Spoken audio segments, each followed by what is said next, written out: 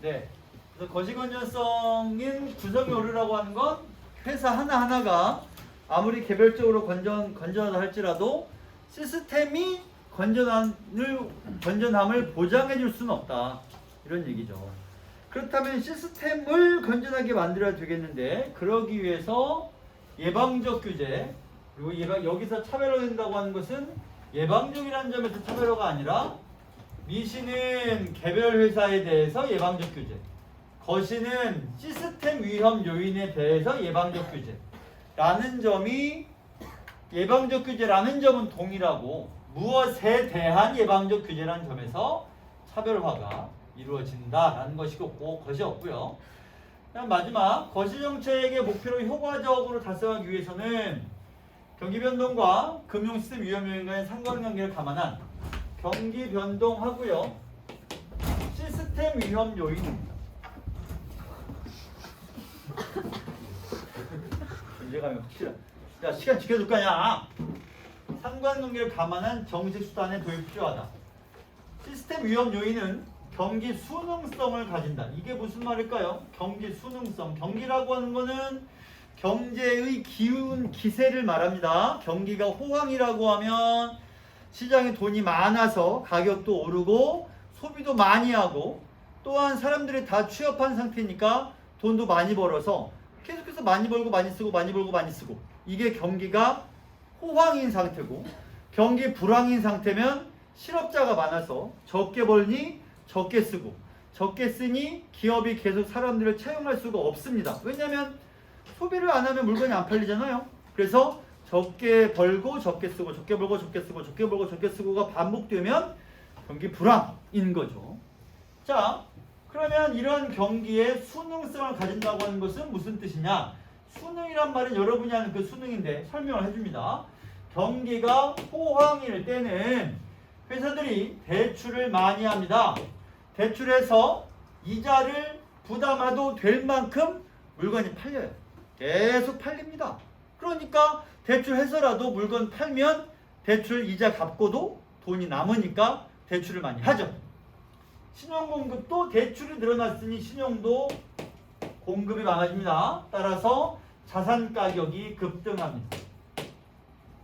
경기가 호황이면 대출 많이 해서 참치김밥 값만 올라가는 게 아니라 신발값도 올라가고 옷값도 올라가고 땅값, 집값도 어마무지하게 오릅니다. 그것이 자산 가격의 급등이 되는 것이죠. 이는 다시 경기를 너무 과열을 시켜요. 문제가 되겠죠. 반면 불황일 때는 그 반대의 상황. 반대란 말은 아까랑 똑같이 경기가 불황이면 대출을 안 하고요. 그러면 신용공급이 줄어들어서 자산 가격이 떨어지고 이는 결국 경기를 더욱더 침체시키는 결과를 불러온다. 반대란 얘기네요. 자, 이를 완화할 수 있는 수단으로는 경기 대응 완충 자본 제도를 줄 수 있다. 여러분, 똑똑한 학생 여러분, 완화라는 말을 읽을 때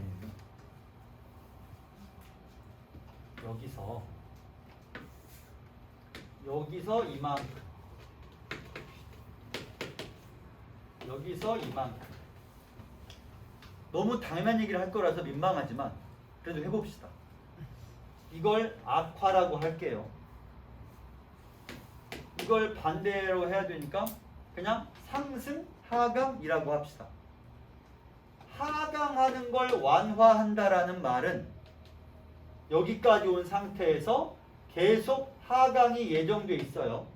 그럼 그걸 완화한다는 말은 이렇게 도로 올린다는 뜻이다. 멈춘다는 뜻이다. 내려가는 속도를 늦춘다는 뜻이다. 셋 중에 어느 게 맞습니까? 도로 위로 올린다. 현 상태 유지한다. 내려가는 걸 줄인다. 어느 게 완화에 들어가요? 셋 다죠. 왜냐면 이렇게 내려갈 예정이야. 근데 이걸 완화했어. 그럼 이렇게 내려갈 걸 이만큼 줄여도 완화고요. 멈춰도 완화고요. 올려도 완화죠. 왜 아니겠어? 마찬가지. 막 올라가는 중이야. 여기까지 현재 올라와 있고요. 더 올라갈 것으로 예상되어 있는 애를 천천히 올리거나 멈추거나 도로 내려도 상승을 완화하는 효과를 거둔다 라고 말할 수 있습니다. 그럼 지금 무슨 상태냐면 경기 순응성을 가져. 즉 경기가 호황일 때에는 위험 요인이 더 많아지고 경기가 불황일 때에도 불황에 따라서 위험 요인이 생겨나니까 이를 완화한단 말은 지나친 호황도 지나친 불황도 그 반대로 움직이거나 그렇게 막 움직이는 속도를 늦춰주면 그걸 완화라고 할 거예요.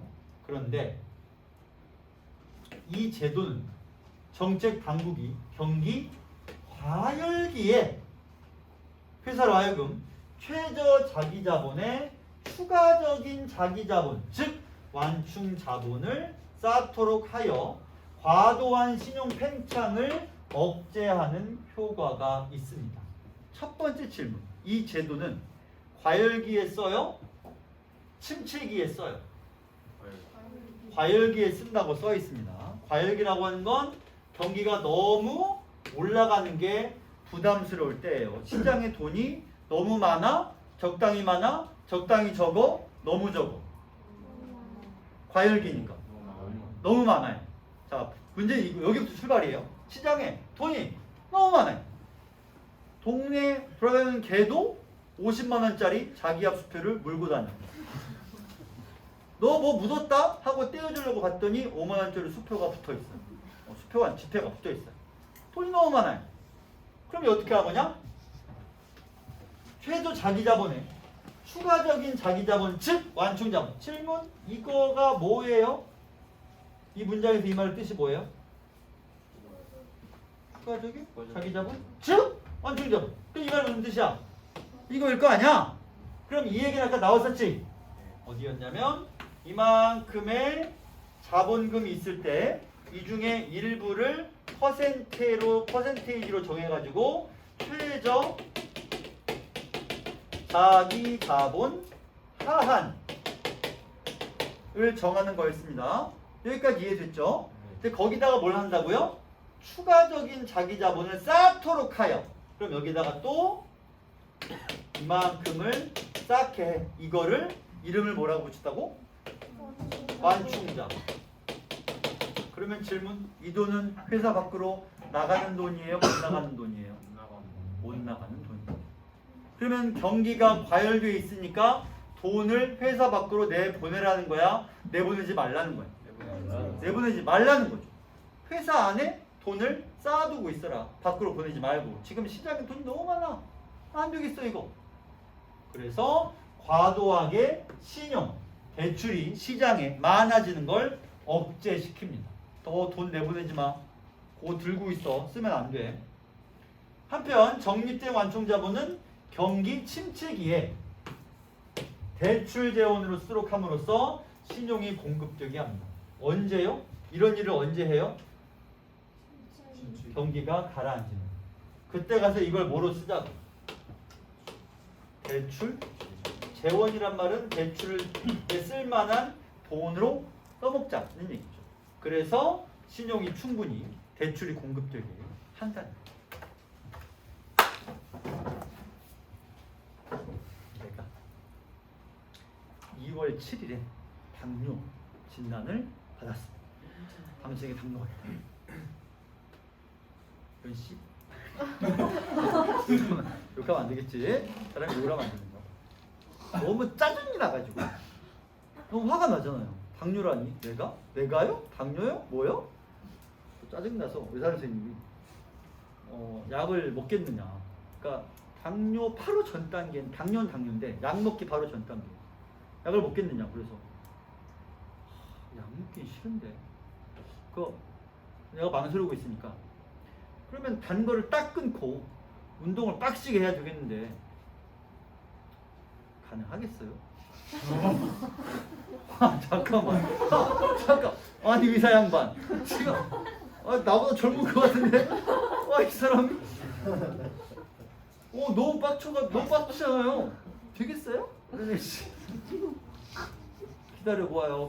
거기 가지 말고 딱 기다려. 이제 앉아 있어요. 금방 온다. 형 온다 이제. 기다려. 그럼 그때부터 이제 관리를 시작을 한 거죠. 그래서 디저트 다 딱 끊고, 단 거 딱 안 먹고, 그다음에 밀가루 끊고, 튀김 안 먹고, 음료수 다 다른 거 다 안 마시고. 이제 그래 오늘이 4월 며칠이죠? 5일이요. 2월 7일 진단받았으니까 3, 4, 2개월 딱 됐네요. 다음 주에 피 검사를 받으러 가거든요. 그래서 이제 단 걸 끊고 운동을 나름 열심히 하려고 했어요. 일주일에 5만 보 이상 걸고 그래서 계속 실천을 했습니다. 그러면 질문, 내가 단 거를 끊고 식생활 조절하고 운동을 한 거는 근본 목적이 뭐예요? 당뇨를 예방은 이제 글렀던 것은 예방은 아니고 당뇨를 완화하려고 한 거예요. 근데 당뇨를 완화하려고 했더니 나한테 무슨 일이 생겼냐면 몸무게가 5kg가 지금 빠졌습니다. 아니 정확히 말하면 5주 만에 5kg는 뺐어요. 이제 한 6kg 빠졌을 것 같아요. 덕분에 좀 몸이 좀 가벼워졌죠. 자 보세요. 이 제도는 근본 목적이 뭐예요? 이거 왜 해요? 과열기에 한다고 그랬어요. 과열기에 돈이 너무 많으니까 과열된 자본을 회사에 쌓아서 신용 팽창, 즉 시장에 돈이 깔리는 걸 완화해 준다고. 근데 회사마다 돈을 쌓아놨으니 쌓아놓은 김에 그 쌓은 돈을 어디에 쓰자고? 언제 어디에 쓰자는 거지? 침체기가 되면 대출 재원으로 쓰자. 그러면 내가 만약에 이 문제를 이렇게 출제하면 어때? 경기 대응 완충 자본 제도는 침체기에 대출 재원으로 쓰기 위해서 도입한다. 맞아요, 틀려요? 틀리죠. 나는 살 빼려고 관리하는 거예요? 아니에요. 당뇨를 완화하려고 관리를 하는 거예요.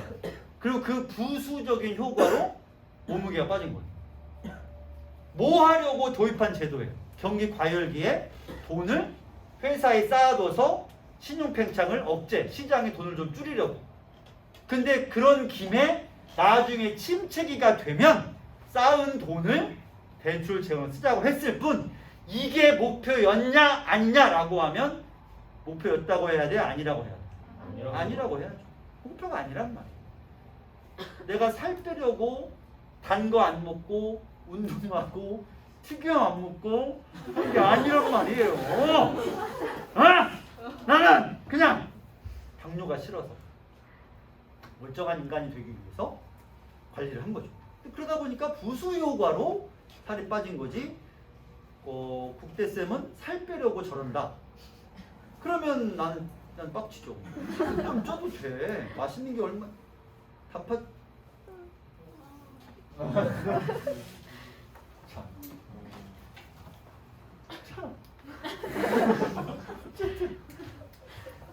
그래서 이것이 출제된 게 어느 거냐? 이렇게 출제된 문제를 잠깐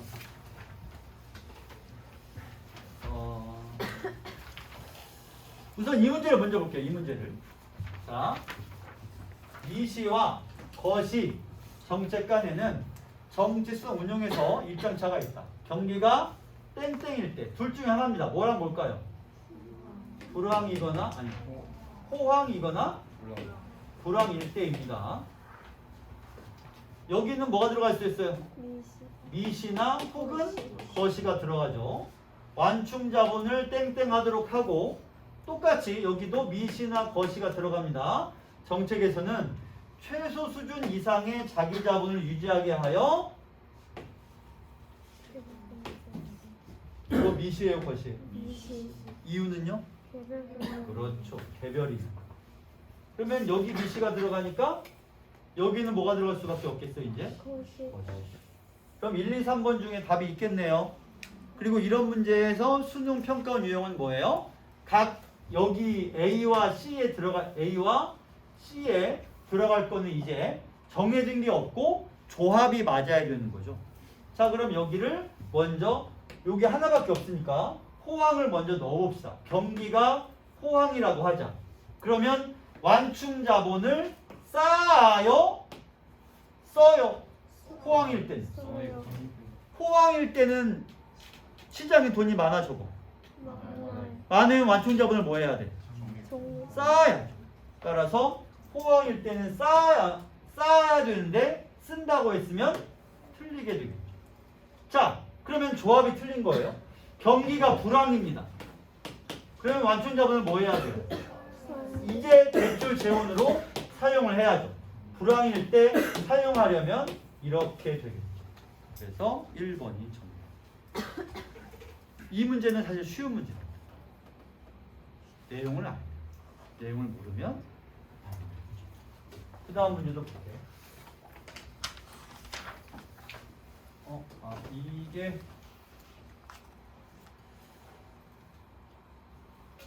이 문제를 볼까요?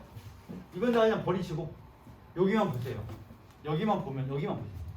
경기 침체기입니다. 우리 보기 지금 읽지도 않았어요. 그냥 봅니다. 경기 침체기에 안정을 달성하려면 이 제도의 도입이 필요하게. 완충자본제는 언제 도입해야 돼? 과열기에 도입해서 침체기에 써먹을 수는 있겠죠. 하지만 침체기에 도입해서 뭐 어쩌자는 거예요? 쌓아놓자고? 침체기에? 무슨 소리예요? 과열기에 도입해서 쌓아놓은 걸 침체기에 써야죠. 근데 이제 도입하면 뭐 무슨 일이 생깁니까? 3번 선지는 이때 도입하는 건 말이 안 되죠. 그래서 이 문제가 아마 틀린 선지를 고르는 거라서 답이 바로 나오긴 나옵니다만 이것도 좀 이따 읽어는 볼 건데, 그러니까 이걸 읽어보긴 해야 돼요. 이 질문이 좀 중요합니다. 읽어봅시다. 자, 이거요. 이거는 이렇게 잡아당기거나 밀어 올리거나 얘가 똑바로 서 있으니까 문제가 없습니다. 이거 말고 허리띠나 뭐 줄다리기 끈 같은 거를 이렇게 잡아당기면 내려오죠. 이렇게 하면 올라가나요? 안 되겠죠. 얘는 빳빳하니까 이렇게 되지만 위에 있는 걸 잡아당기면 내려오긴 하겠지만 위로 밀어 올리면 안 올라가겠죠. 그런 얘기가 적혀 있습니다. 보시면 현실에서의 통화정 효과는 경기에 대해 비대칭이다. 무슨 말이냐? 통화정책은 너무 과열된 걸 억제하는 데에는 효과적이지만 경기가 침체되어 있을 때 벗어나는 데에는 효과가 별로 없다. 무슨 얘기냐? 경기가 침체되는 걸 극복하기 위해서 중앙은행이 금리를 끌어내립니다. 대출을 많이 해요, 적게 해요? 금리를 내리면 많이 합니다. 은행이 대출을 늘려요. 신용 공급도 늘어납니다. 문제는 가계의 소비 심리가 위축되어 있어요. 돈을 가계에 쥐어주면 그 돈을 쓴다는 거예요, 안 쓴다는 거예요? 안 써요. 왜냐하면 너무 가난하니까, 힘드니까 돈을 갑자기 줘도 이거 혹시 앞으로 또 경제가 안 좋아지면 어떻게 하고 안 쓰고 들고 있어. 그렇게 되면 기업도 투자할 대상이 마땅치 않습니다. 왜냐면 투자해서 공장 세우고 사람 고용해서 기계 사와가지고 물건 만들었는데 팔려 안 팔려? 안 팔려요. 소비 심리가 위축되어 있으니까. 안 팔릴 걸 왜 만들어요? 큰일 나죠. 그래서 어떻게 합니까? 가게는 소비를 안 하고 기업은 투자를 안 합니다. 그러면 금리 낮춰서 시장에 돈을 공급했는데 경기가 선순환으로 가 안 가? 안 가요. 소비를 해야 선순환이 될 거 아닙니까? 오히려 확대된 신용 공급, 돈은 공급했어. 금리를 0. 몇 % 떨어뜨려 가지고 돈은 공급했어요. 근데 그게 다 어디로 가? 여기로 다 갑니다. 이런 걸 뭐라고 하냐면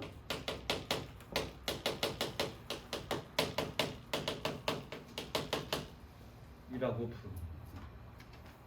돈을 공급했는데 돈이 돌지를 않아요. 전부 다 땅과 주식에 몰려서 소비를 하지 않아요. 지금 대한민국은 소비를 많이 하는 쪽일까요? 어떨까요? 우리는 소비를 많이 하고 있나요? 아니면 절약하고 있나요?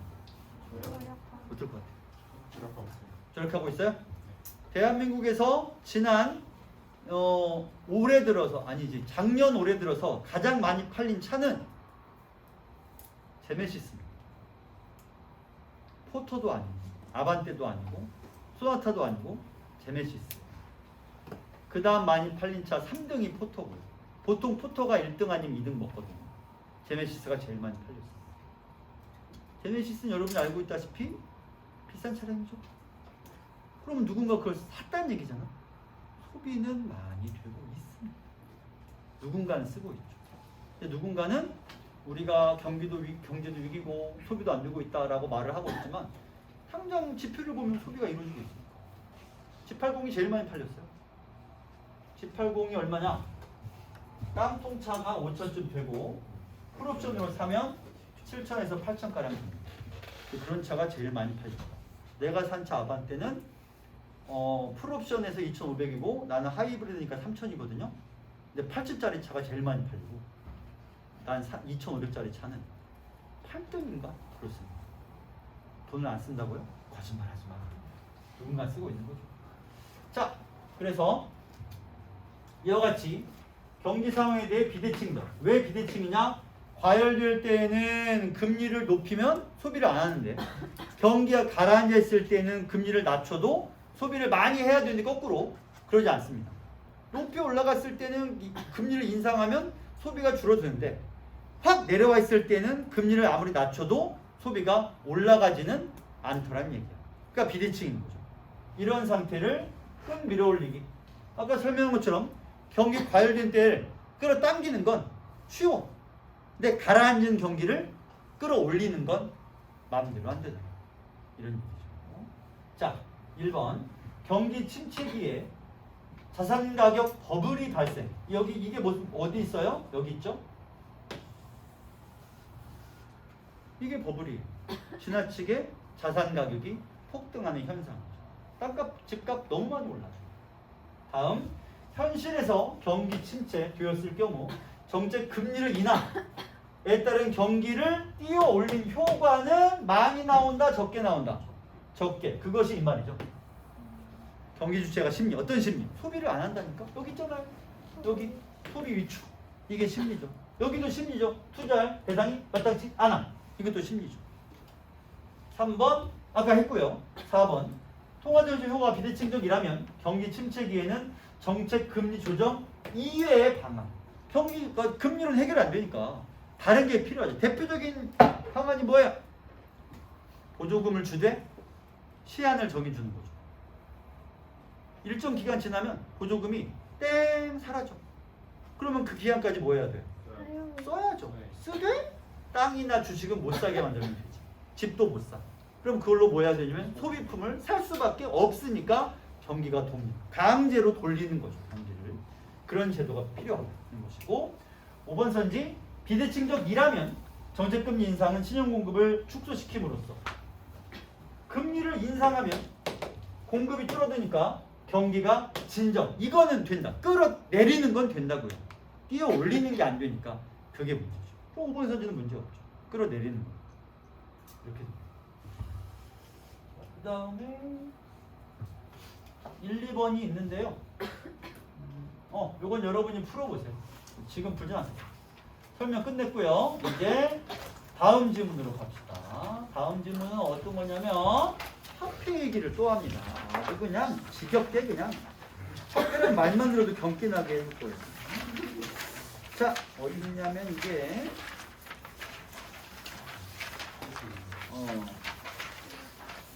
화폐 눈이니까 23쪽입니다. 오늘 못 푼 이 테마 첫 번째 거 지문들은 EBS 지문 빼고 나머지는 풀어보세요. 풀어서 다음 시간에 시작할 때 피드백하고 시작할게요. 풀어보시고 풀어보시고 다음 테마는 상대성 이론입니다. 물리 과학의 물리를 할 거예요. 자, 화폐는 이렇게 써있습니다. 자, 이런 화폐는 하나, 둘, 셋, 세 가지 기능. 다른 자산과 구별된다 라고 써있습니다. 하나씩 설명해 봅시다. 이 글은 이 문단까지는 진짜 쉬워요. 파박 지나갈 거고 3문단부터 조금 어려워집니다. 이게 뭐냐? 이거는 재화나 서비스를 사는 사람이 그것을 파는 사람에게 값을 지불하는 수단을 말합니다. 그렇죠? 이건 뭐 더 안 읽어도 되겠죠. 이 사람이 농부고 이 사람이 어부고 저 사람이 나무꾼이에요. 서로 생산품을 교환하고 싶어. 그러면 물고기 반마리에 쌀 한 주먹, 쌀 한 주먹에 땔감 2짐. 그러면 땔감 2짐에 물고기는 반마리? 근데 이 사람은 땔감이 필요가 없어. 그래서 나는 물고기 반마리에 땔감을 굳이 받으려면 10짐은 받아야겠어 라고 하면 교환이 너무 까다롭겠죠. 근데 그냥 서로가 서로의 산물에 대해서 화폐로 값을 매겨두었다면 고민할 필요가 없죠. 그냥 바로바로 사고 팔면 되니까. 그래서 교환의 매개수단 역할을 화폐가 맡고 있다. 다음 두 번째. 회계의 단위란 가격 표시와 채무를 기록할 때 쓰입니다. 내가 지금 한 얘기가 쭉 써있지만 이걸 가지고 가격도 표시하지만 채무도 기록할 수가 있습니다. 빚관계, 채권 채무 관계도 원리금의 상환액도 기록하려면 화폐로 기록하면 됩니다.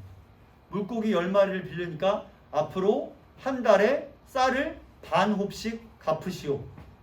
이거를 물고기 몇 마리, 쌀 몇 주먹 이걸 세고 있냐고. 그냥 화폐로 하면은 일괄되게 기록할 수가 있을 것이다. 이런 얘기죠. 역시 어려운 얘기 아닙니다. 넘어가겠습니다. 세 번째, 가치의 저장 수단. 이게 최고 아닌가? 화폐 수단 중에. 내가 어부예요. 물고기가 오늘 풍어를 해가지고 한 200마리쯤 낚았어요. 평소라면 한 80마리인데 오늘 200마리 낚았어요. 근데 평소에 80마리는 다 사가는 사람이 있었거든? 근데 이름을 갖고 나갔더니 평소에 사가던 사람들이 더 사가긴 했는데 70마리가 남았으면 이거 어떻게 될까요? 썩겠죠. 근데 이 70마리의 가치를 내년에도 10년 뒤에도 내가 누리고 싶다면 무엇이 그걸 가능하게 해줘? 화폐가 가능하게 해주죠. 겁나 멋진 거죠. 진짜 멋진 거예요. 화폐는. 여기 써있죠.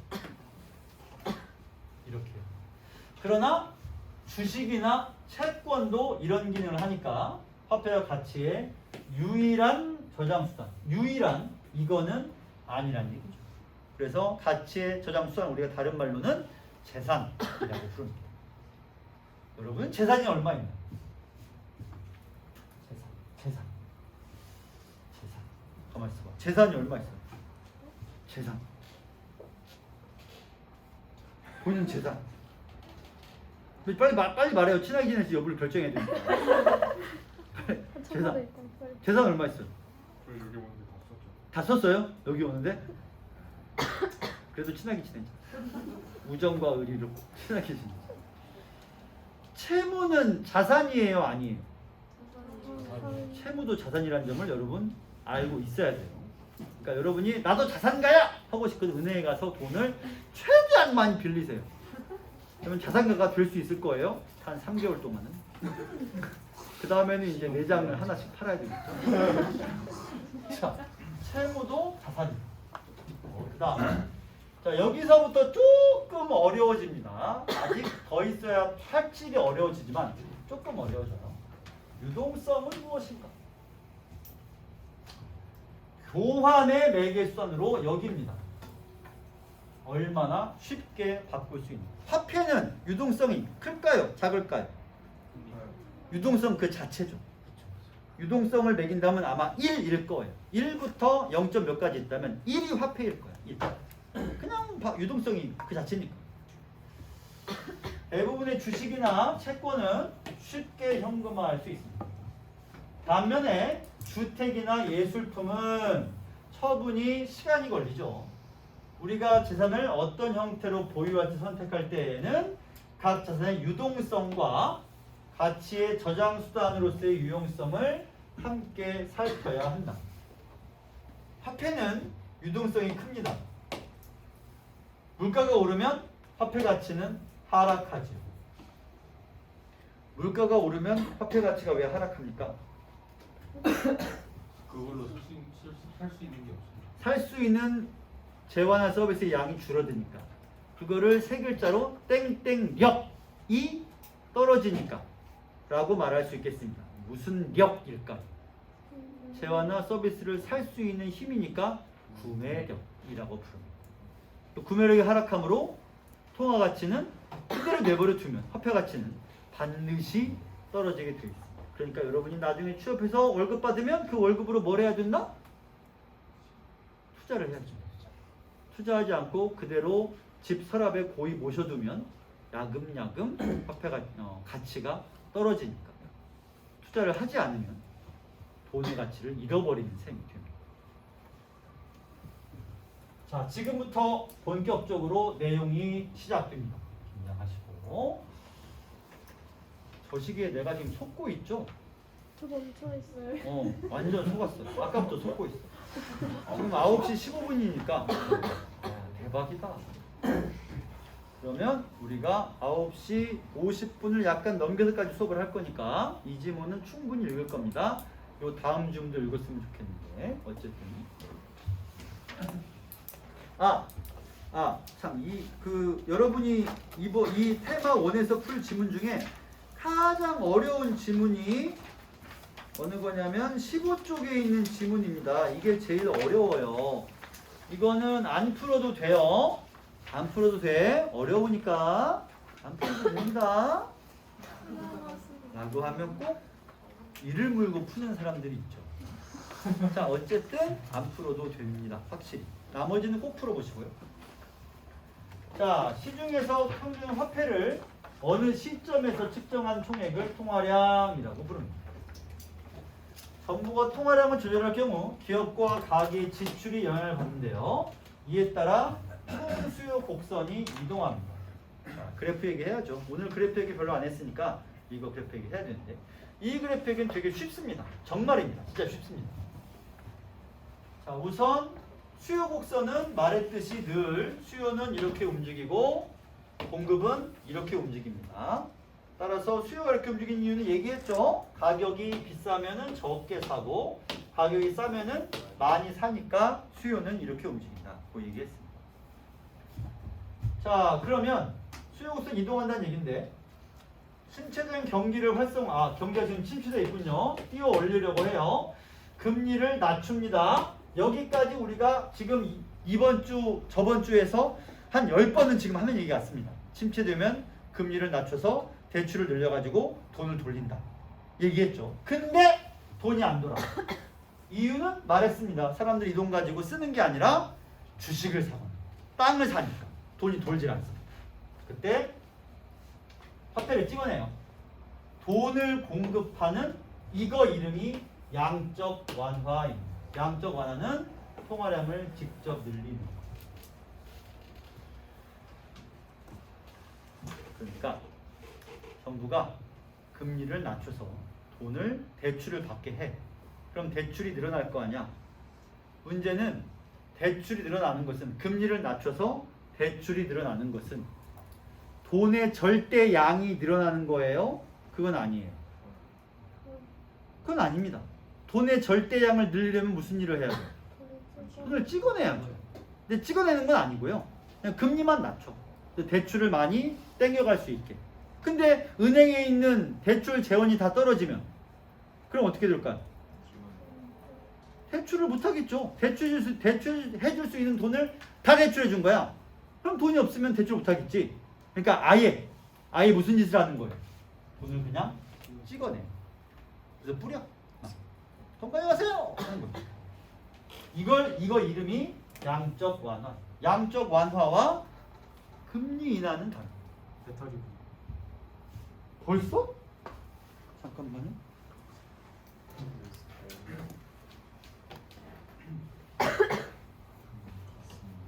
아니 어차피 촬영은 되고 있고 한 20분쯤 남았을 테니까 될 대로 돼야지. 문제가 저게 너무 고화질로 찍히니까 그게 중요한 게 아니죠. 자, 지금 그 얘기할게요. 그래서 아무튼 말해줘서 고맙습니다. 통화량을 늘리는 걸 양적 완화라고 해요. 그냥 돈을 찍어내는 거예요. 그냥 바로 뿌려버리는 거야. 그러면 이는 장기적으로 인플레이션이 발생하는 부작용이. 인플레이션은 뭐예요? 많이 들어봤잖아. 인플레이션이 뭐야?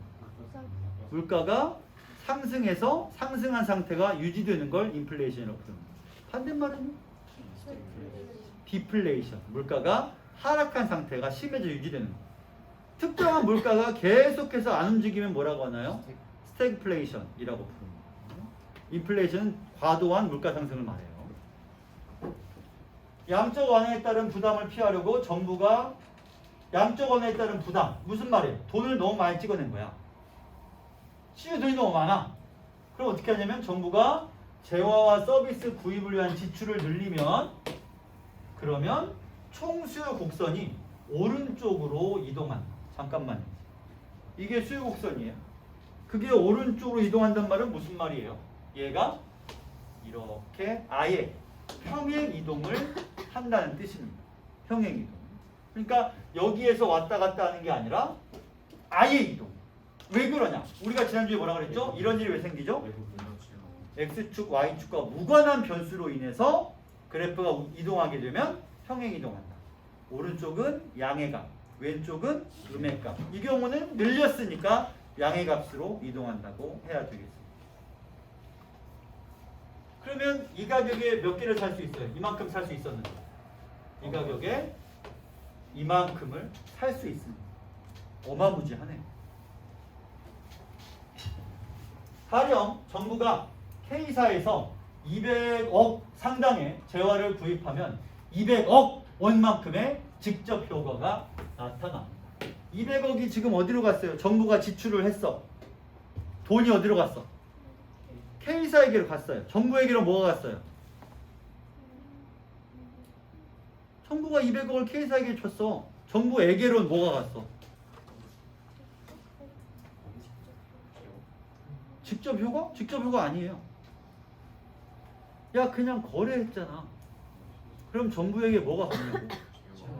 K사의 재화가 갔겠지. K사의 물건이. 야, 이 사람들 갑자기 뿌듯했어. 순간적으로. 심쿵했네. 물건이라고 하지 않고 재화란 말을 쓰다니. 아, 이 전문적인 사람들. 재화가 이동해. 자, 그 효과는 다른 부분. 다른 부분 어디요? 정부 지출이 증가했으니 직접적 효과는 K사의 이윤과 고용의 확대입니다. 이게 직접적이죠. K사가 200억을 벌었어. K사가 고대형 사면 얼마나 좋겠어요. 근데 아니네 이게. 어쨌든 내가 아닌 K사가 돈을 200억을 땡겼어요 지금. 고용이 늘고 이윤이 늘었습니다. 그래서 근로자들의 임금 소득도 늘었고요. 주주들의 이윤도 증가했습니다. 그러면 이들의 소비는 어떻게 돼요? 증가하죠. 많이 벌었으니까 돈이 200억이 생겼는데 지금 제네시스를 사도 막 3대씩 4대씩 사가지고 식구별로 몰고 다녀야지 지금. 벌었는데. 따라서 정부가 K사에서 구입했어요. 그러면 K사의 소득과 주주들이 증가했지만 다른 기업이 생산하는 재화 서비스에 대한 수요도 마찬가지 증가합니다. 세 식구가 제네시스 3대를 샀어. 그럼 K사에게 준 200억 덕분에 누가 이제 소득이 생겼어요? 제네시스 3대를 샀으니까 누구에게도 소득이 생겼어? 현대차 직원과 주주들도 소득이 생겼습니다. 현대차 직원과 주주는 제네시스 팔아서 거기서 생긴 소득으로 또 뭘 하겠어요? 뭔가를 또 사겠죠? 그럼 그들도 또 소득이 생기겠죠? 연쇄효가 일으키네요. 이런 거 이름이 뭐냐면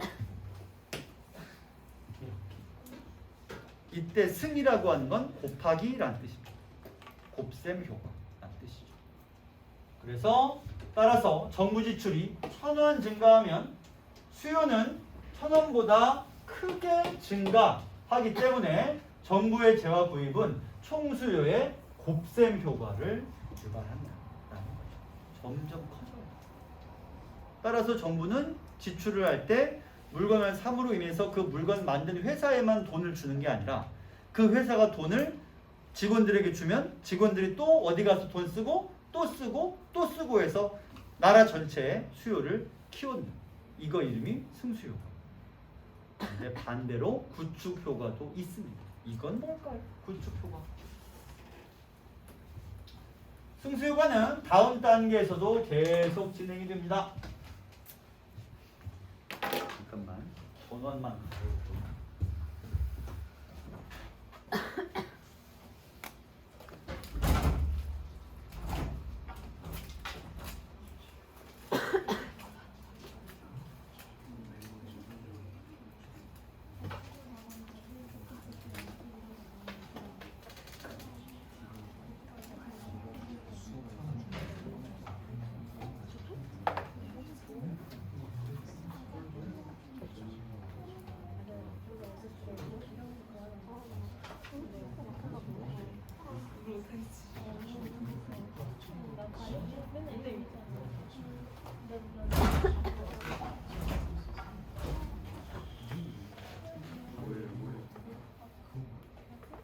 근데 선이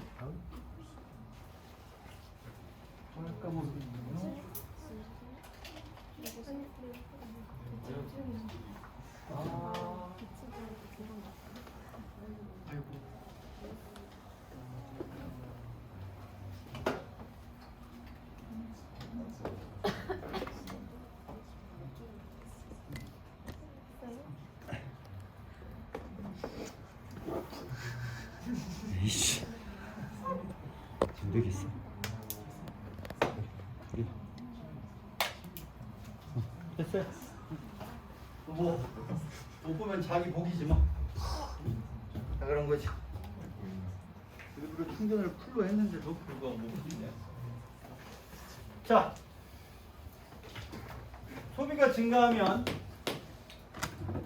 소비재 생산 기업의 고용이 늘고요. 이윤도 증가합니다. 당연하죠. 여기까지 얘기했어요. 근로소득과 이윤이 배당이 증가함에 따라 소비 지출도 증가합니다. 총 수요가 증가하죠. 나쁜 게 아무것도 없네요. 이런 걸 다 더해주면 총수요의 증가액은 최초의 정부 지출 증가액보다 훨씬 많아져. 승수요가니까요. 200억을 지출했는데 사회 전체로는 1000억 넘는 승수효과가 나타난다는 거예요. 짱이네요. 중요한 변수는 한계 소비 성향. 질문. 본인은 한계 소비 성향이 큰 사람일 것 같아요? 작은 사람일 것 같아요? 작은 사람. 뭐길래? 자, 이게 뭐냐면 이는 내가 추가 소득이 생겼을 때 저축하지 않고 소비되는 금액의 비율을 의미합니다. 무슨 말이냐면 내가 돈이 생겼을 때 그 중에 저축하지 않고 쓰는 비율, 이 소비 성향 말 그대로. 그러면 내가 예를 들어 눈먼 돈 10,000원이 생겼다. 다 써야죠. 그걸 뭘 아끼고 있어요? 맛있는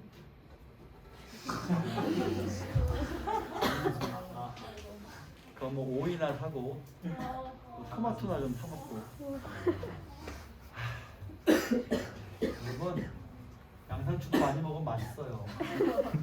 자, 가령 NPC가 4분의 3이라면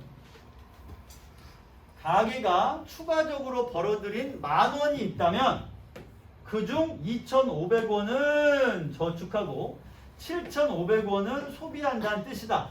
그러면 승수는 이 공식입니다. 그대로 씁니다. 승수 이퀄 1 마이너스 MPC 분의 1. 근데 MPC가 4분의 3이잖아요? 그러면 1 마이너스 4분의 3분의 1이네요. 그러면 4분의 1분의 1이니까 4. 이렇게 되겠죠. 그러면 4배의 승수가 생겨나는 거네요. 그럼 200억을 정부가 지출했으면 효과는 얼마란 얘기예요? 800억이란 얘기죠. 어우, 지출할 만하죠. 엄청난 효과네요. 자, 질문. 우리는 뭘 이해해야 돼요? 분모와 분자가 있어요. 분자값이 1이죠. 그러면 분모값에서 얘가 커지면 이 값은 어떻게 돼요? 작아져. 작아지겠죠.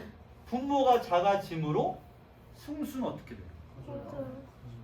따라서 뭘 할 수 있어요? 승수와 MPC는 같은 방향으로 움직인다. 이런 걸 알 수 있어요. 연산식을 보면 특히 방향을 늘 확인해 봐야 돼요. 방향. 자, 이 경우 200억 증가하면 800억 증가한다. 이미 확인했고요. 그 다음.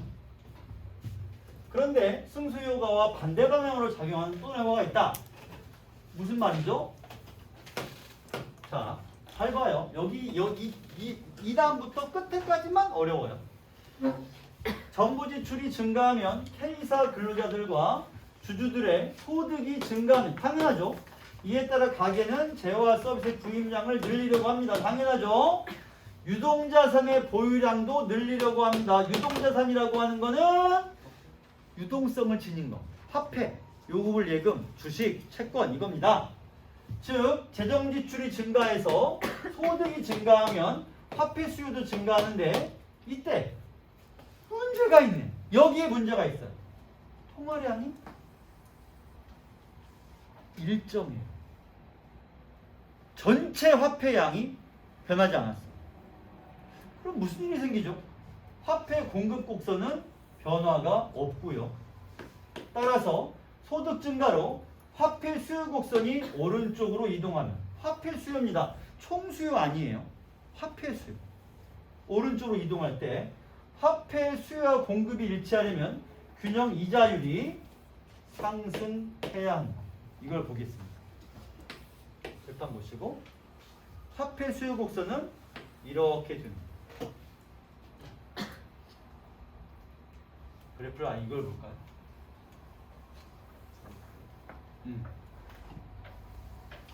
화폐 수요 곡선 여기 있습니다. 화폐 수요 곡선 이렇게요. 그 다음에 중앙은행이 공급한 통화량은 수직입니다. 이거 지난주에 얘기했습니다. 기억납니까? 통화량은 중앙은행이 그냥 정해놓고 이만큼이라고 그랬죠. 그래서 통화 공급 곡선은 그냥 직선이 여기 화폐 공급 곡선이라고 써있죠. 그러면 화폐 수요 곡선이 여기 있다가 원래 이거였는데 MD2, 머니 디맨드 2로 평행 이동을 이렇게 했습니다. 그렇게 되면 원래는 여기가 균형 이자율 2였거든요. 여기가요. 근데 이제는 공급 곡선과 화폐 수요 곡선이 만나는 점이 어디냐면 여기가 됐습니다. 그럼 여기가 이 새로운 이자율이 되겠죠? 이자율이 어떻게 돼요? 맞아요. 높아진다. 간단히 얘기하자면 전체 통화량은 일정한데 사람들이 화폐를 더 갖고 싶어요. 그러면 전체량은 일정한데 더 갖고 싶어 하니까 화폐의 가격이 어떻게 되겠어요? 올라가야죠. 그리고 화폐 가격은 뭐랑 같다? 무엇이 가격 역할을 한다 그랬지? 화폐에서? 이자이죠. 이자율이 가격 역할을 한다 했습니다. 그래서 이자율이 상승합니다. 여기 이자율. 지난주에 얘기했던 거죠. 자, 다시 돌아가서요.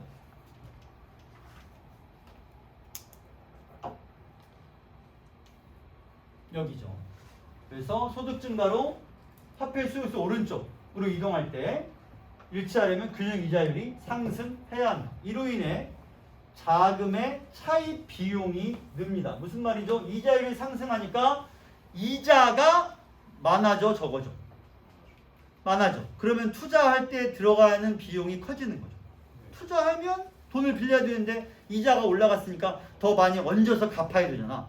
그러면 투자 비용이 상승합니다. 따라서 신규 투자는 어떻게 되겠어? 줄어들죠. 투자를 너무 이자가 크니까 신규 투자를 더 안 하려고 그래요. 이자율이 높으니까. 이를 구축 효과라고 하죠. 그러면 구축 효과는 투자를 늘려요, 줄여요? 줄여요. 방금 우리가 줄인다고 했죠. 그다음에 승수 효과는 뭐였냐면 그냥 이득이 생기고 그걸 소비해서 또 딴 사람이 이득, 소비해서 또 이득, 소비해서 또 이득이니까 전체적으로 돈이 계속 도는 효과를 가져오지만 반대로 구축 효과는 이자율을 끌어올리고 투자를 줄이는 효과를 가져옵니다. 그러면 결론 정부 지출이 이만큼 증가해서 200억만큼의 이 효과를 부분적으로 상쇄. 구축 효과는 정부의 투자 효과를 살짝 깎아내요. 결국 정부가 200억을 구입했을 때 총 수요는 승수 효과와 구축 효과의 크기, 누가 더 크냐에 따라 200억보다 많이, 아까 800억까지 계산했죠. 곱하기 4 했으니까 많이 증가할 수도 있고 적게 증가할 수도 있다. 7.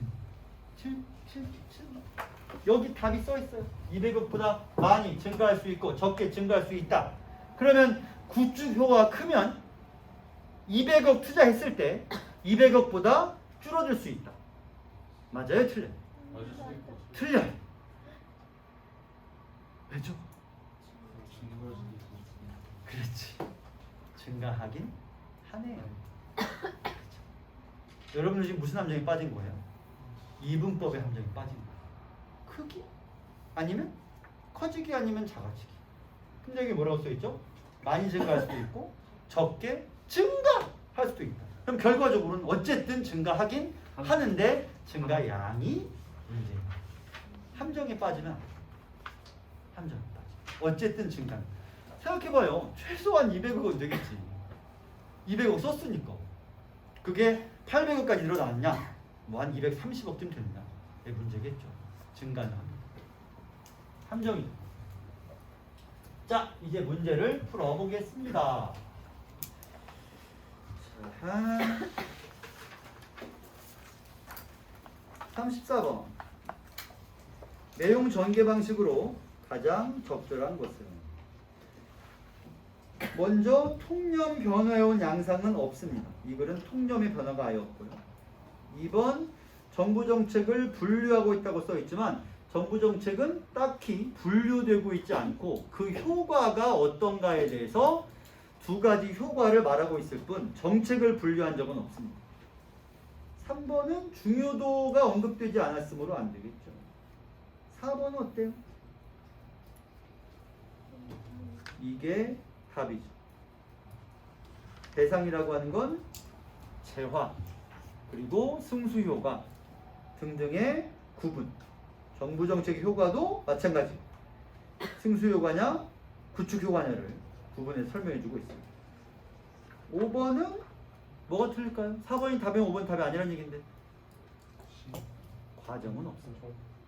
과정이 아예 없죠. 자, 35번 잘못된 걸 고르라. 요 문제 하나씩만 풉시다. 요 문제 하나를 풀어봐요. 답을 찾아봐요.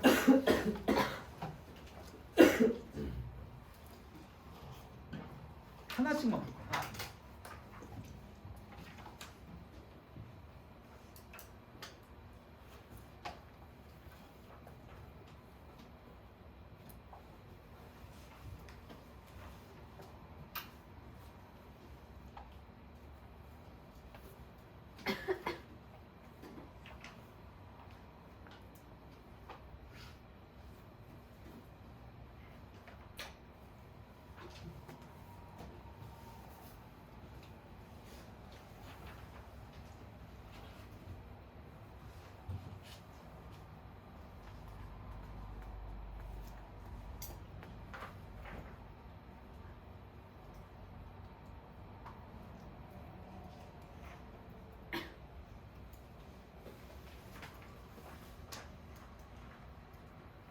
자, 잘못된 걸 고르라.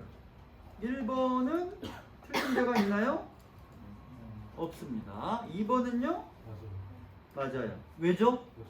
어쨌든 증가하긴 하니까 정부 지출은 하지 말아야 돼, 하긴 해야 돼. 해야죠. 증가하긴 하니까 증가하는 비율이 문제인 거지. 하긴 해야죠. 3번은요? 유동성이 큰 자산이란 금방 거래하기 쉬운 자산을 말하는 것이고 4번은요? 맞아요? 왜 맞죠? 질판 보세요. 한계 소비 성향이 뭐하면? 자, 여기 거기 선지에 따르면 낮으면 승수효과도 뭐해? 낮아지니까 총 수요에 미친 파급 효과는 작게 나타날 것이다. 5번 선지 부작용을 줄이면서 통화량을 늘리려면 정부 지출을 늘려야 할 것이다. 정부가 지출을 늘려야지 구축 효과가 생기더라도 부작용 없이 계속해서 국민에게 경기 침체에서 벗어나게 할 수가 있습니다. 정부 지출은 어떻게든 구축 효과가 두려워서 안 하면은 오히려 침체에서 벗어나기 어려우니까 정부 지출도 늘려야 됩니다. 자, 그 다음에 36번과 37번입니다. 36번은 바로 우리나라 얘기인 것처럼 보입니다만 여러분, 우리는 경제 위기에 빠지지 않았어요. 속지 마시고. 자, 어디 한번 봅시다. 36번이에요. 그냥 칠판을 보세요. 여기 있으니까. 바이러스로 인해 경제 위기에 빠진 나라인 어느 나라는, 네모 나라는 정부 차원에서 국민에게 기본소득을 지급하려고 합니다. 소비를 활성화하고 오케이 수요를 증가시키려고 하는 것이죠. 승수 효과를 전제한다면 정부가 특정 재화를 구입하는 것보다는 전체 국민에게 기본소득을 지급하는 것이 효과적입니다. 승수 효과를 전제한다면 특정 기업에게 지출하는 거랑 전체 국민에게 쓸 수 있는 돈을 주는 거랑 어느 게 더 승수 효과가 많이 나타날까요? 기업에게 주는 거, 국민에게 주는 거. 기업에게 주면 왜 승수효가 나타나죠? 원리를 말해봐요. 투자를 기업에게 물건을 많이 사줬어. 근데 이게 왜 승수효과를 일으켜? 이제 그 기업이 무슨 일을 하는데? 고용을 많이 하고 그러면 거기 채용된 사람들이 돈이 생겼으니까 소비를 합니다. 그 소비가 또 소비로 이어지죠. 그러면 누군가가 소득을 올리고 그걸 소비로 이어지려고 그래. 그럼 최초의 소득을 얻는 사람이 적을 때, 많을 때 언제 더 승수효과가 쉽게 일어나겠어요? 많을 때죠. 적을 때보다 많을 때죠. 왜냐면 사람이 많아야 소비도 다양하게 할 테니까. 어느 기업에 200억을 지급했어요. 그 기업의 직원하고 전체 국민 수하고 어느 게 많겠냐는 얘기예요. 전체 국민이 더 소비를 다채롭게 다양하게 많이 하겠죠. 따라서 1번은 여러분에게 뭘 노린 거냐면 지문에 그룹이 어떤 기업이 나오니까 그럼 기업에게 하는 게 맞겠지만 메커니즘을 따져보라는 얘기예요. 왜 승수효가 일어나는가? 소득이 소비로 계속 이어지니까. 그럼 처음부터 많이 소득을 올려지게 해주면 그 많은 사람들이 소비를 할 테니까 승수효가 효과적인 거죠. 그래서 A는 올바른 선지. 우리는 틀린 걸 찾고 있죠. 다음 2번. 경기 침체에서 기본소득을 통한 승수효과가 크게 나타나려면 한계 소비 성향을 높여야 됩니다. 맞나요? 맞죠? 왜냐하면 이 둘은 방향이 어떠니까? 같으니까. 고민할 필요가 없는 거예요. 왜? 아까 이 연산식에서 이미 계산을 해봤거든요. 연산식, 특히 분수식이 나오면 방향을 내가 구할 수 있는가를 점검을 해보세요. 무조건 나와요. 분수식에서 방향 문제는 반드시 나와요. 한계 소비 성향이 3분의 1입니다. 계산해봐. 계산해보자. 이게 3분의 1이에요. 그럼 몇 분의 몇이 되니? 3분의 2분의 1이니까 얼마가 되니? 2분의 3. 최초 얼마였어? 그러면 총수요가 얼마가 돼? 15죠. 아이고 쉬워라. 답이 3번입니다. 너무 쉽죠. 기본소득을 현금으로 지급하면 그 돈을 저축할 수 있으니까 소비 쿠폰으로 지급하고 사용 기간을 정하자. 이거 여러분들이 모르면 안 되죠. 잘 아는 내용이잖아요. 현금으로 지급하면 무슨 문제가 생긴다고요? 그 돈이 어디로 간다고? 주식이나 땅으로 가서 버블을 만든다. 그게 전전지문에 써 있었죠. 구축효과로 인해 승수효과가 떨어지게 되는데 그러지 않으려면 잘 들어요? 구축효과가 왜 생긴다 그랬죠? 정부가 돈을 금리를 승수효과를 내기 위해서 돈을 많이 지출해서 시장에 돈을 마구 돌리려고 하는데 전제가 뭐였냐면 통화량이 한정되어 있으니까 그게 문제였어요. 그러면 통화량의 한정을 풀어버리면 문제가 안 생길 거 아니야. 그게 여기서 말하는 뭐예요? 이거를 어떻게 할 수 있겠나 보세요. 잘 봐. 얘들아, 여기 봐. 화폐 공급 곡선 여기 있습니다. 원래 화폐 수요 곡선이에요. 근데 통화량을 공급을 한 거야. 화폐 수요 곡선이 평행 이동했습니다. 그래서 원래는 이자율이 이만큼이었는데 새로 생긴 이자율은 여기와 얘의 만남이니까 이만큼이 됐어요. 이자율이 이만큼 올랐죠. 그건 왜 그런 거냐면 화폐 공급 곡선이 일직선으로 움직이지 않고 있기 때문입니다. 그러면 화폐 공급을 어떻게 하면 여기로 유지될까요? 이 노란색 번 만나는 공급 곡선을 이쪽으로 만들어요. 그러면 새로운 균형점이 어디예요? 여기겠죠? 이렇게 될 거 아니니? 그럼 이게 여기로 온단 말이 무슨 말이니? 중앙은행이 돈을 어떻게 합니까? 찍어내면 됩니다. 이게 통화정책. 그러면 문제가 안 돼요. 그럼 한마디로 뭐 하라는 거야? 돈을 쓰면서 동시에 돈을 찍어내라는 거죠. 그러면 된다. 이걸 실행하는 국가가 미국과 일본입니다. 돈을 무작정 퍼주면서 계속 찍어내고 있습니다. 이때 생기는 문제점은 뭐다? 예상된 문제점. 돈을 찍어내고 있으니까 계속. 인플레이션. 까짓 거 오든 말든 모르겠다. 일단 찍어내. 근데 지금까지는 통하고 있습니다. 언제 문제가 될지 모르겠지만 찍어내고 가보자. 한국은 감히 그러지 못하고 있는데요. 모르겠으면 어떻게 될지. 통화주의자로 유명한 사람이 한국에 와서 강연도 하고 국회에서 연설도 하고 그랬는데 자, 그 다음에 이 문제를 봅시다. 틀린 걸 찾는 건데요. 요 얘기는 우리가 충분히 했으니까 이걸 좀 봅시다. 이건 총수요, 화폐 수요 아니에요. 총수요 곡선이 원래 이만큼이었어. 근데 정부가 지출을 했어요. 그래서 총수요 곡선이 여기까지 지금 이동을 해서 이렇게 노란색으로 이동을 한 거야. 그런데 여기서 다시 이쪽으로 가지는 않고 이쪽으로 와서 줄어들었습니다. 이렇게 된 거죠. 자, 그럼 선지를 보자고요. 틀린 걸 찾는 거죠.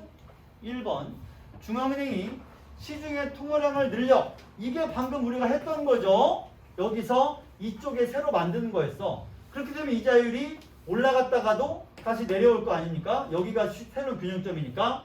그러면 균형 이자율이 R1에서 R2 방향으로 상승하겠군이 틀린다는 얘기예요. 도로 내려올 것이다. 이유는 방금 설명했습니다. 통화량 공급은 이 그래프가 우측으로 평행이동 하는 거죠. 요겁니다. 그럼 나머지는 옳다는 얘기인데 2번을 보면 정부의 지출 증가로 화폐 수요 곡선이 MD1으로 이동하면 균형 이자율이 R2가 되겠군. 여기서 여기로 이동하면 이자율이 이렇게 올라갈 거다. 왜냐면 이 여기가 여기로 가니까. 뻔히 설명한 거고요. 3번 정부 지출이 증가하면 총 수요 곡선이 AD1에서 AD2로 이동하는 직접 효과를 예상할 수 있겠고 AD1에서 AD2로 이렇게 오른쪽으로 이동하는 거. 오케이. 오른쪽으로 이동하는 거죠. 증가했으니까. 4번 균형 이자율 상승으로 투자 감소하는 구축 효과가 나타나면 총 수요 곡선이 AD2에서 3로 무슨 말이죠? 여기로 왔다가 승수 효과 때문에 구축 효과가 생기면 더 이쪽으로 가요? 아니면 왼쪽으로 가요? 승수 효과 덕분에 여기서 여기로 왔어. 구축 효과요. 오른쪽 왼쪽? 왼쪽이죠. AD2에서 AD 이게 2죠? 3로 돌아올 수 있다. 그래도 여기까지 안 가. 얘기했죠? 어쨌든 증가는 한다. 여기로 오면 안 돼요. 4번 했고요. 5번 승수효가 크다면 총수요 곡선이 AD2보다 오른쪽으로 이동하기를 기대할 수 있겠군. 기대할 수도 있죠. 승수효가 충분히 크다면 뭐 4, 5, 6, 7, 8 크다면 오른쪽으로 한없이 갈 수도 있겠습니다만 너무 많이 가진 않겠죠. 자, 이렇습니다. 아직 한 문제 다 풀었죠. 그 다음 지문이 뭐가 있을 텐데 몇 분 남았어요? 시간이? 내가 궁금한 건데 이게 10시까지 하는 수업이에요? 50분까지 하는 수업이에요? 10시까지예요. 나는 50분까지인 줄 알았네. 하면 되지. 37번 안 했어요? 오, 하면 되지 뭐. 37번 윗글 내용을 고려할 때 기억에 대한 기억은 세 가지 기능이죠. 화폐의 세 가지 기능 뭐였니? 교환적 기능, 회계의 기능, 그리고 제일 멋진 기능인 가치 저장 기능. 1번 선 3조에서 채권으로 상품값을 지불할 수 없으므로 맞습니다. 그럼 교환 기능이 돼? 안 돼? 안 됩니다. 2번 직장의 노동력을 제공한 대가로 받은 급여인데 급여에 명세지 적힌 금액은 회계의 단위가 맞겠죠. 금액이니까. 3번 일상에서 화폐를 회계 단위로 쓰는 것은 화폐가 가치를 나타내는 척도가 되기 때문이다. 그러니까 회계 단위로 쓸 수가 있죠. 이자가 얼마다, 빚이 얼마다, 원리금이 얼마다 이런 거. 4번 물가가 너무 빨리 오르면 가치 저장 수단 기능이 약화된다. 왜죠? 물가가 오르면 가치가 어떻게 되니까? 떨어지니까. 그래서 4번도. 그럼 5번이 답인가요? 5번 왜 틀린지 말해봐요. 이자가 왜 가치 저장 수단이 아니겠지? 이자도 돈이잖아. 따라서 5번 사진은 해당합니다. 되겠습니다. 자, 그럼 이 지문이 마무리가 됐고요. 이제 또 수요 공급. 그냥 지겹게 해줍니다.